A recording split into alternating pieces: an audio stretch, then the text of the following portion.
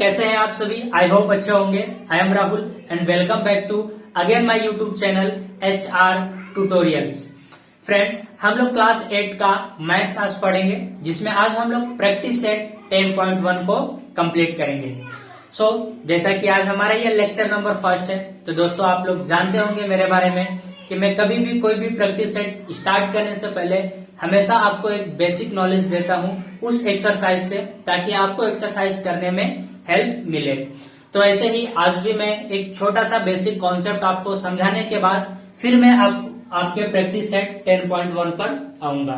Okay, तो ये जो कॉन्सेप्ट मैं अभी आपको समझाने वाला हूँ, ये क्लास 7th में भी अगर आपने अच्छे से कॉन्सेंट्रेट किया होगा तो आपने इस चीज को पढ़ा होगा या फिर जानते होंगे, और नहीं जानते हो तो मैं अभी तो यहाँ पे पढ़ाने वाला ही हूँ। ओके, बस थोड़ा सा 2 मिनट आप बेसिक कॉन्सेप्ट को समझ के फिर हम लोग आज के अपने प्रैक्टिस सेट पे आएंगे। ओके, तो चलो हम लोग समझते हैं कि हमें कौन सा बेसिक कॉन्सेप्ट आज के लेक्चर में सीखना है। ओके, सबसे फर्स्ट देखो बच्चों, हमें क्या सीखना है। देखो, हम सबसे फर्स्ट सीखेंगे, देखो आपको क्या ये कॉन्सेप्ट मालूम है हम लोग कौन सा प्रैक्टिस सेट कर रहे हैं? 10.1, हाँ, क्लास 8 का। तो देखो मैथ से ये, तो हमें समझना क्या है। देखो, हम सबसे पहले समझेंगे कोएफिशिएंट, ठीक है, यानी कोएफिशिएंट क्या होता है। फिर हम समझेंगे कि वेरिएबल क्या होता है, वेरिएबल क्या होता है, और हमें एक टॉपिक और देखेंगे कि इंडेक्स क्या होता है। ओके फ्रेंड्स, हम लोग पहले इन 3 चीजों पे बात कर लेते हैं, फिर और भी कॉन्सेप्ट पे हम लोग बात करेंगे। तो सबसे पहले हम लोग समझते हैं कि कोएफिशिएंट क्या होता है। तो देखो, जैसे मैं आपको एक एग्जांपल से समझाने की कोशिश करूंगा। देखो, जैसे मान लो कि मैंने यहाँ पे सपोज कोई भी एक नंबर लिखा है, सपोज मैंने 15x लिखा हुआ है, ठीक है, 15x का स्क्वायर लिखा हुआ है, ऐसा कोई मैंने नंबर यहाँ पे लिख के रखा है। अब इस नंबर में अगर कोई आपसे ये पूछे कि इसमें कोएफिशिएंट क्या है, एंड कोई आपसे पूछे कि वेरिएबल क्या है, और कोई आपसे पूछे कि इसमें इंडेक्स क्या है, तो आपका आंसर क्या होगा? अगर आपको मालूम है तो मुझे कमेंट करके बताओ, और नहीं मालूम है तो बस पूरा कॉन्सेंट्रेट करो। अभी 1 मिनट के अंदर अंदर आपको सारे कॉन्सेप्ट मालूम हो जाएंगे। ओके फ्रेंड्स, तो देखो हमें समझना क्या है, उस कॉन्सेप्ट पे कॉन्सेंट्रेट करो। देखो, जब कभी भी कोई भी ऐसे जो भी हमारे सम है अगर दिए रहे, और उसमें अगर आपको पहचानना रहे कि कोएफिशिएंट क्या होते हैं, वेरिएबल क्या होता है और इंडेक्स क्या होता है, तो आप सिंपल सा ट्रिक समझ लो। देखो, यहाँ पे जो x है आप इसको ऑब्जर्व करो जरा। देखो, ये क्या है, एक अल्फाबेट है, ठीक है, समझ में आ रहा है। और ऐसे ही अल्फाबेट्स को हम लोग मैथ्स में वेरिएबल बोलते हैं, समझ में आ रहा है। यानी अगर A से लेके Z तक के कोई भी अल्फाबेट्स होते हैं तो क्या होते हैं आपके? वेरिएबल। चाहे वो A हो, B हो, C हो, कोई भी अल्फाबेट्स हो, वो क्या होते हैं? वेरिएबल होते हैं। समझ में आ रहा है। और ज्यादातर हम लोग वेरिएबल को किस में मेजर करते हैं, मतलब कैसे लिखते हैं, तो उसको हमेशा स्मॉल लेटर में लिखते हैं हम लोग। समझ में आ रहा है। जैसे देखो यहाँ पे X कौन सा लेटर है? स्मॉल लेटर में है। समझ में आ रहा है। तो आप एक कॉन्सेप्ट समझिए कि हमारा X क्या है बच्चों? वेरिएबल है। समझ में आ रहा है। तो A से लेके Z तक के अगर कोई भी अल्फाबेट्स आ रहे हैं आपके सम में, तो आप उसको क्या बोलोगे? वेरिएबल बोलोगे।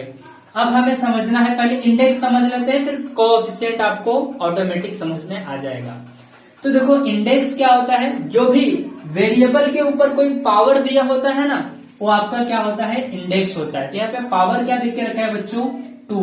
समझ में आ रहा है। तो यहाँ पे आपका देखो, वेरिएबल क्या है? यहाँ पे आपका x है, इंडेक्स क्या है आपका? 2। तो कोएफिशिएंट क्या होगा? क्या बचा? x वेरिएबल हो गया, ये क्या हो गया? इंडेक्स हो गया। तो नंबर क्या होते हैं बच्चों? हमारे कोएफिशिएंट होते हैं। समझ में आ गया आपको कॉन्सेप्ट? कुछ भी डाउटिंग नहीं। जो भी नंबर रहे आपके, वो नंबर क्या होते हैं? कोएफिशिएंट होते हैं। जो भी वेरिएबल होता है, यानी जो भी अल्फाबेट्स होते हैं, वो आपके वेरिएबल होते हैं। और इंडेक्स क्या होता है बच्चों? जो भी वेरिएबल के ऊपर पावर होता है, वो आपका क्या होता है? इंडेक्स होता है। कॉन्सेप्ट समझ में आया आपको? ओके, एक मैं आपको प्रैक्टिस के लिए दे रहा हूं, अगर समझ गया हो तो कमेंट करके बताना मुझे। ओके, मान लो मैंने यहाँ पे 32x³ लिख दिया। अब आप मुझे कमेंट करके बता दो कि इसमें वेरिएबल कौन सा है, कोएफिशिएंट कौन सा है, और आपका इंडेक्स क्या है। समझ में आ गया? मैं उम्मीद करता हूं कि आपको ये तीनों कॉन्सेप्ट समझ में आ गए होंगे। अब हम लोग थोड़ा सा और आगे बढ़ते हैं और छोटे से बेसिक कॉन्सेप्ट को क्लियर करते हैं। ये 3 चीज तो आपका हो गया। अब हमें समझना है बच्चों जो हमारा आगे का टॉपिक है। अच्छा, इसी में एक चीज और आपको मैं बताता हूं। जैसे देखो ये इंडेक्स क्या है बच्चों? इंडेक्स मतलब एक सिंगुलर वर्ड है, समझ में आ रहा है? मतलब इसमें जो वेरिएबल होंगे वो एक ही होंगे, सिंगल होंगे। अगर इसी इंडेक्स को मैं क्या लिख दूं, इसी इंडेक्स, जैसे ये इंडेक्स है, मैं इसको मैं आपको कॉन्सेप्ट बताता हूं, जिसे दिखाता हूं। यहाँ पे देखोगे आप इंडाइसेस, ठीक है? मान लो मैंने इसको लिख दिया इंडाइसेस, ठीक है? तो ये वर्ड क्या हो गया? सिंगुलर से ये क्या हो गया? प्लूरल हो गया। समझ में आ रहा है? इंडाइसेस। तो आपको यहाँ पे कॉन्सेप्ट समझना है। इंडेक्स मतलब अगर एक क्या है? वेरिएबल है, ठीक है? सॉरी, एक इंडेक्स है ये, ठीक है? अब इंडाइसेस मतलब क्या हो जाएगा बच्चों? बहुत सारे इंडेक्स होंगे। जैसे इसी में मैं कंटिन्यू करता हूं। देखो यहाँ पे 32x³ था। x³ है, मतलब ये क्या है? इसको क्या बोलोगे? इंडेक्स। मान लो 3 से 4 यूज किया, जैसे यहाँ पे और कुछ लिखा हुआ है, बट ये वेरिएबल और ये जो इंडेक्स है ये सेम होंगे। 3 से 4 लिखा हुआ, मान लो 3 कॉमन नहीं करता हूं मैं, ठीक है? यार चलेगा ऐसा भी। मान लो यहाँ पे और एक नंबर लिख दिया, ये 16 है और यहाँ पे 3 है, ठीक है? तो जब 3 या फिर उससे ज्यादा इंडेक्स आते हैं तो हम लोग उसको इंडेक्स नहीं बोलते, उसको हम लोग क्या बोलते हैं? इंडाइसेस बोलते हैं। क्यों? क्योंकि अब ये क्या हो गया? प्लूरल हो गया ना। पर एक रहे तो उसको इंडेक्स बोलेंगे, ज्यादा हो गया तो उसको क्या बोलोगे? इंडाइसेस बोलोगे। कॉन्सेप्ट समझ में आया? क्योंकि 2 है ना, 2 से ज्यादा जब चीजें होती है तो क्या हो जाती है? आपकी प्लूरल हो जाती है। समझ में आया? तो ये कॉन्सेप्ट आई होप आप लोग समझ गए होंगे। तो ये ज्यादा इसमें कंफ्यूज नहीं हो रहा है, बस सिंपल सा मेथड आपको समझ के रखना है कि बस अगर हम लोग एक इंडेक्स, मतलब कोई भी एक क्वेश्चन दिया है, उसमें एक ही वेरिएबल और एक ही कोएफिशिएंट है, तो आप उसको उसकी जगह पे क्या लगाओगे? आप मतलब इंडेक्स लगाओगे। लेकिन जब ज्यादा है तो आप उसको क्या बोलोगे? इंडाइसेस बोलोगे। क्लियर? चलो आगे बढ़ते हैं। अभी हम लोग एक कॉन्सेप्ट और आपको समझाना है, मुझे समझाना है। देखो लाइक टर्म, ठीक है? Like term.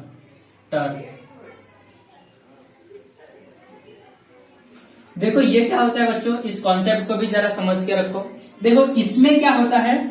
इसमें जो भी आपके वेरिएबल होते हैं और जो भी आपका इंडेक्स होता है, या फिर इसको हम लोग इंडाइसेस भी बोलेंगे, वो हमारा सेम होगा। अगर सेम है तो उसको हम लोग क्या बोलेंगे? लाइक टर्म बोलेंगे। जैसे मैं आपको कुछ एग्जांपल्स देता हूं, आपको समझ में आ जाएगा। जैसे यहाँ पे आप लिखो एग्जांपल, चाहिए तो समझने के लिए, ठीक है? जैसे यहाँ पे देखो, अगर मैं लिख दूं 3x 6x या फिर 7/5x, ठीक है? ऐसा मैंने एक एग्जांपल दिया। अब आपको समझना है कि ये लाइक टर्म है कि नहीं। तो मैं आपको क्या बताया कि अगर ऐसे क्वेश्चन में आपको वेरिएबल और इंडेक्स सेम देखने को मिल जाए, मतलब वो क्या होगा? लाइक टर्म होगा। तो कैसे समझो? वेरिएबल क्या है बच्चों? यहाँ पे x, देखो x यहाँ पे भी है, x यहाँ पे भी है और x यहाँ पे भी, मतलब हमारा वेरिएबल तो सेम है। अब हमें क्या चेक करना है? इंडेक्स। अच्छा, इंडेक्स मतलब क्या? जो भी x का पावर हो। तभी आप तो बोलोगे सर यहाँ पे कोई पावर है ही नहीं। है, x के ऊपर अगर कोई पावर नहीं होता बच्चों तो हम लोग 1 कंसीडर करते हैं, यानी 1 मानते हैं, 1 होता है। समझ में आ रहा है? तो यहाँ पे 1 देखो सब जगह पे कॉमन है। मतलब क्या हुआ इसका? कि मेरा इंडेक्स और वेरिएबल क्या है? सेम है। तो इसको हम लोग क्या बोलेंगे? लाइक टर्म बोलेंगे। समझ में आ गया? अब यहाँ पे मुझे बताओ, इंडेक्स बोलोगे या फिर इंडाइसेस बोलोगे? समझ में आ रहा है? यहाँ पे क्या बोलोगे? इंडाइसेस बोलोगे। इंडेक्स बोलोगे क्या इसको? क्यों नहीं बोलेंगे? क्योंकि देखो जो इंडेक्स है ये कितने आगे है? 3 आगे है। समझ में आ रहा है? 2 से ज्यादा होते हैं, उसके लिए यहाँ पे क्या यूज करना है? इंडाइसेस। क्लियर? ओके। तो ये था आपका लाइक टर्म। एक दो और एग्जांपल अगर देखना तो देख लो। जैसे यहाँ पे देखो मैं लिख दिया a² - 5a² - 3a², ठीक है? ऐसा कुछ लिख दिया। तो देखो वेरिएबल सेम है कि नहीं? a², ठीक है? वेरिएबल हो गया। इंडाइसेस हमारा सेम है कि नहीं? ओके, मतलब ये भी हमारा क्या है? लाइक टर्म है। समझ में आ गया कॉन्सेप्ट? तो आपको मैंने कितनी चीजें बताई? 4 चीजें बताया। कोएफिशिएंट, वेरिएबल, इंडेक्स और क्या बताया? Like term. और भी कॉन्सेप्ट है, उसे भी समझो जरा, ठीक है? चलो देखो अभी क्या समझना आपको बच्चों? देखो अभी समझना है मोनोमियल, ठीक है? ये 4 चीजें भी आपको हो सकता है 10.1 में तो नहीं दिया, लेकिन आगे के एक्सरसाइज में आपको ये पढ़ना पड़ेगा, ठीक है। तो पहले मैं आपको बताता हूं मोनोमियल, मोनोमियल, ठीक है। फिर एक होता है आपका बायनोमियल, बायनोमियल।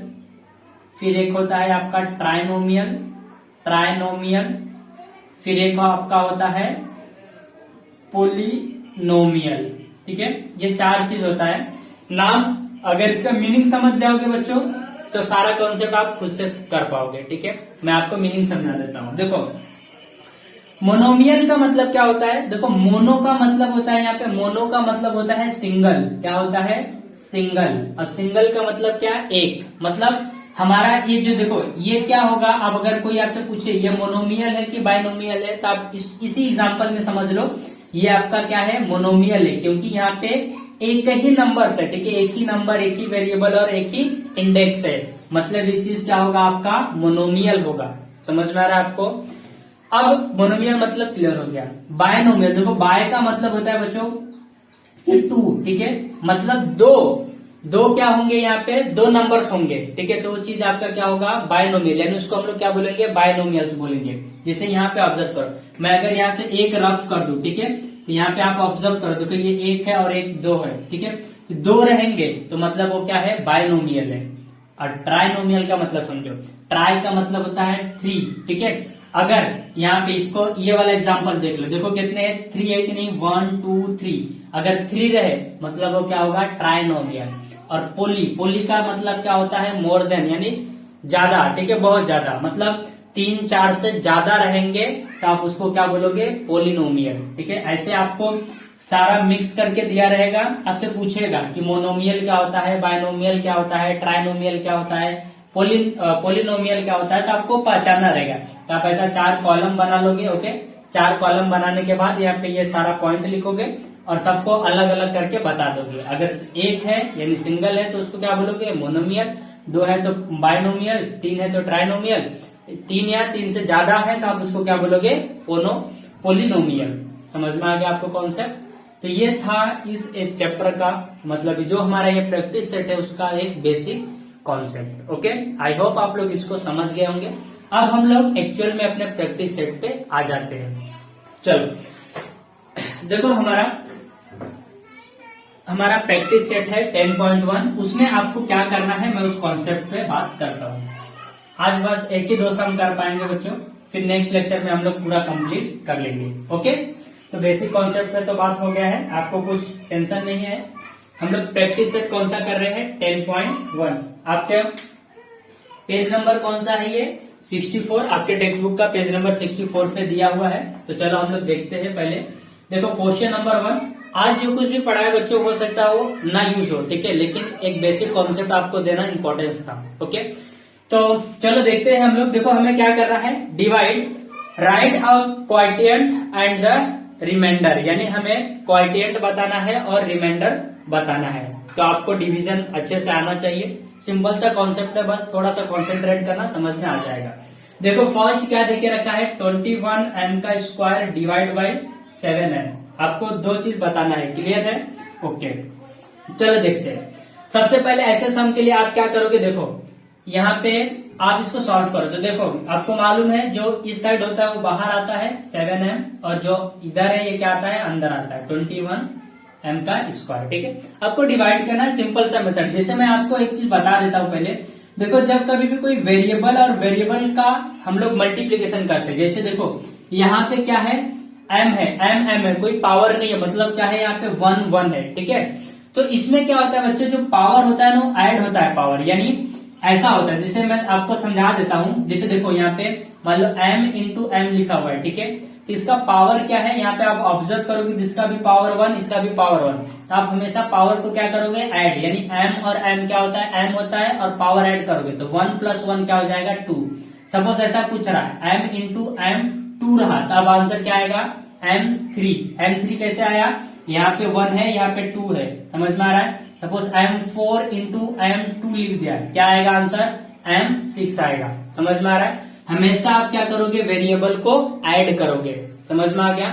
तो आपको यहाँ पे क्या करना है, देखो उस कॉन्सेप्ट को समझो। आपने छोटा सा डिवीजन सीख के रखा है, जैसे देखो यहाँ पे आपको मालूम है, मान लो यहाँ पे समझ लो कोई वेरिएबल है नहीं, ठीक है, समझ लो 7 और 21 है, 7 और 21 है, तो आप क्या करोगे, 7 का ऐसा मल्टीप्लीकेशन करोगे 21 आ जाएगा। कितने टर्म में करेंगे, 3 टर्म में, तो कितना आ जाएगा, 21 आ जाएगा। ओके, तो 3 टर्म में इतना आ जा रहा है, बट हमें क्या लाना है, हमें सिर्फ 21 नहीं लाना है, हमें क्या लाना है, 21m स्क्वायर लाना है।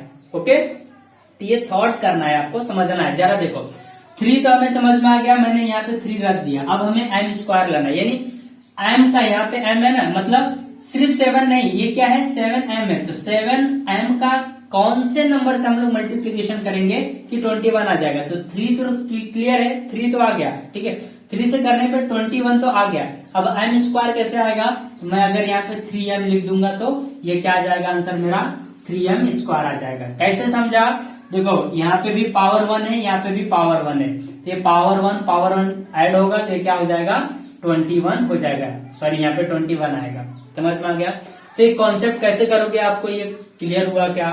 ओके, तो देखो यहाँ पे क्या लिख दोगे आप, 3 लिख दोगे, ओके, 3m लिखोगे तो ये कितना आ जाएगा, 21m स्क्वायर आ जाएगा। फाइनल आंसर आपका क्या होगा, 0 0। अब आपको क्या बताना था, ऊपर देखो, आपको बताना था क्वाइटिएंट एंड आपको क्या बताना था, रिमाइंडर। समझ में आ गया। तो क्वाइटिएंट क्या होगा आपका, आपको अब मालूम है आंसर, ठीक है, क्वाइटिएंट क्या हो गया आपका 3m और रिमाइंडर क्या हो गया आपका 0। समझ में आ गया कॉन्सेप्ट। यह था आपका पहला क्वेश्चन। ऐसे एक और देख लो। चलो अब आपको समझ में आ गया है कॉन्सेप्ट, तो थोड़ा फटाफट एक दो सम सॉल्व कर लेते हैं। डिवाइड बाई 10a, देखो आपको क्या लाना है, आपको ऐसा डिवीजन करना है -10a के साथ, मतलब ऐसा मल्टीप्लीकेशन करना है कि कितना आ जाए, 40a³ आ जाए। ठीक है, तो जरा समझना, माइनस आना चाहिए, ठीक है, यहाँ पे देखना, मतलब +48 आना चाहिए। यहाँ पे -10a लिखा हुआ है, समझ जाओ, ठीक है। आपको ऐसा मल्टीप्लीकेशन करना है कि 40a³ आ जाए। समझ में आ रहा है। तो कैसे आएगा, यहाँ पे 10a है, यहाँ पे 40 है, तो हम लोग क्या करेंगे, देखो अगर 4 से मल्टीप्लाई करें तो 40a आएगा, बट ये माइनस में आएगा क्योंकि यहाँ पे माइनस है। लेकिन अगर हम लोग -4 से कर दे, -4 से करें तो कितना हो जाएगा, माइनस माइनस प्लस हो जाएगा, तो +40 आ जाए, मतलब 4 से करने पे ये आएगा, ठीक है। बट यहाँ पे क्या है, 1a है, ठीक है, a है यानी 1 है, मुझे 3 लाना है, तो क्या करना पड़ेगा, a 2 से मल्टीप्लाई करना पड़ेगा, क्योंकि 1 और ये 2 मिला के क्या हो जाएंगे 3, तो यानी हम लोग 4a स्क्वायर से मल्टीप्लाई करेंगे तो क्या आ जाएगा, 40a³ आ जाएगा। तो आप यहाँ पे क्या लिखोगे, 40a स्क्वायर, ठीक है, माइनस यहाँ पे लिखोगे, -40a स्क्वायर करेंगे तो क्या आएगा, 40a³ आ जाएगा। फाइनली ये क्या हो जाएगा आपका 0 0। आंसर क्या लिखोगे, क्वाइटिएंट क्या हो गया आपका 3m, सॉरी -4a स्क्वायर हो गया, और रिमाइंडर आपका क्या हो गया, रिमाइंडर आपका हो गया 0। समझ में आया आपको कॉन्सेप्ट, काफी इजी था, आई होप आप लोग समझ गए होंगे। ओके, एक सम और देखते हैं हम लोग। देखो थर्ड वाला हम लोग करते हैं। थर्ड वाला भी काफी सिंपल है, बस आपको थोड़ा सा कॉन्सेंट्रेट देना है, ठीक है। देखो थर्ड क्या है, -48p4 है, डिवाइड बाई -9p स्क्वायर है। तो देखो आपको क्या करना है, सिंपल सा कॉन्सेप्ट रखो, आपको p4 लाना है, ठीक है, p स्क्वायर दिया है, p4 लाना है, तो क्या करोगे, p2 कर दोगे तो क्या आ जाएगा, p4 आ जाएगा, क्योंकि ये पावर ऐड हो जाता है। बट आपको 48 लाना है, तो 9 के टेबल में तो 48 आता नहीं है, आपको भी मालूम है। तो आप ऐसे टाइम पे क्या करोगे, मल्टीप्लीकेशन नहीं करोगे। देखो आपने ऐसा स्टेप सीखा होगा, देखो आप क्या करो, यहाँ पे -48p4 है, ओके, अपॉन कर दो, इसको डिवाइड कर लो, ऐसा कैंसिल कर लो, ठीक है, -9p स्क्वायर है, ठीक है। एक बार के लिए क्या करो, इसको भूल जाओ, ठीक है, मान लो ये p को भूल जाओ, सिर्फ नंबर याद रखो, तो आपको थोड़ा इजी होगा। फिर एंड में हम लोग आंसर करते समय इसको समझ लेंगे, क्योंकि ये कॉन्सेप्ट तो हमें समझ में आ गया, लेकिन ये नहीं आ रहा। तो देखो इसको डिवाइड करो, 3 3 जा क्या होता है 9, 3 1 जा 3, 1 बचा 18, यानी 3 6 जा कितना होता है 18, यानी आंसर क्या आया 16/3 आ गया। ओके, अब 16/3 में मुझे क्या लेना पड़ेगा, p स्क्वायर लेना पड़ेगा, तो मेरा आंसर इतना आ जाएगा। तो आप फाइनली क्या लिखोगे, यहाँ पे देखो आपने ये कॉन्सेप्ट किया, -9p स्क्वायर -40a p4 लाना था, तो इतना लाना था, तो आप क्या करोगे, देखो माइनस में आंसर लाना था आपको। समझ में आ रहा है, यहाँ पे आप माइनस नहीं लोगे, ये गलती करना नहीं, क्योंकि यहाँ पे माइनस ऑलरेडी है, ठीक है, तो माइनस, ये माइनस है, आपको माइनस में आंसर लाना है ना, अच्छा ये भी माइनस है, ये भी माइनस है, ठीक है। और आंसर आपका जैसे देखो -9p का ऐसा मल्टीप्लीकेशन करोगे कि इतना आना चाहिए, -48 आना चाहिए, तो आप क्या करोगे यहाँ पे प्लस में ही रखोगे तो ये माइनस में आ जाएगा। आप करके देख लो 63p4, यहाँ पे माइनस मत लेना, नहीं तो माइनस ले लोगे तो ये माइनस और ये माइनस क्या हो जाएगा, प्लस हो जाएगा, तो ऐसा ही रहेगा ये। तो फाइनली आपका कितना आ जाएगा, 48p4 आ जाएगा, और ये सब पूरा क्या हो जाएगा आपका कैंसल हो जाएगा। एंड में आपको क्या लिखना है, क्वोटिएंट कितना है आपका, ये क्वोटिएंट है, और रिमाइंडर क्या है आपका, ये 0 आपका क्या है, रिमाइंडर है। समझ में आया कॉन्सेप्ट। तो बस आज के लिए हम लोग 3 क्वेश्चन ही सॉल्व करेंगे बच्चों। लास्ट का आपका 7 क्वेश्चन बचा है, एक लेक्चर और लगेगा, उसमें हम लोग आगे का कॉन्सेप्ट क्लियर कर लेंगे। ओके, सो आज के लिए बस इतना ही। अगर आपको हमारा चैनल अच्छा लगा हो तो चैनल को सब्सक्राइब कर लेना एंड बेल आइकन पर प्रेस करना, ताकि मैं जब भी वीडियो अपलोड करूं उसका अपडेट आप तक पहुंच जाए।